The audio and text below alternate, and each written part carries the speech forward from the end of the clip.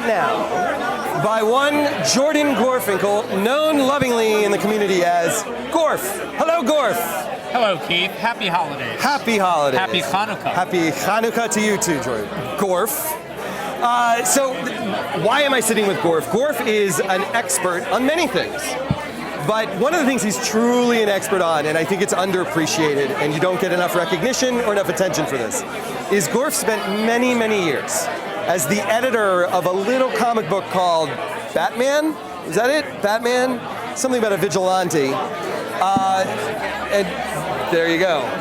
During some really key developmental periods of it. What was that like for you? What were you doing? Tell the people what you did, because it's monumental. Thank you, Keith.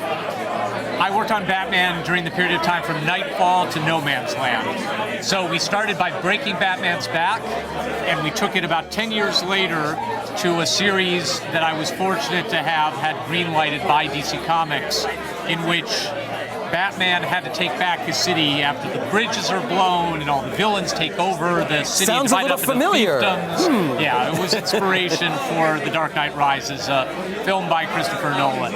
And in between, we had all kinds of great stories and all kinds of great new characters. So we were talking just a moment ago with one of the storyboard artists on the new Harley Quinn movie, Chase Conley. And I was fortunate to be one of the guys to introduce Harley Quinn to the Batman continuity. It was an animated series character up till that point.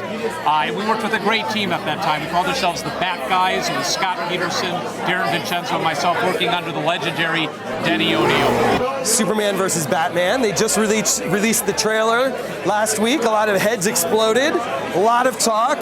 Some people absolutely went crazy. Some people had some criticisms of it.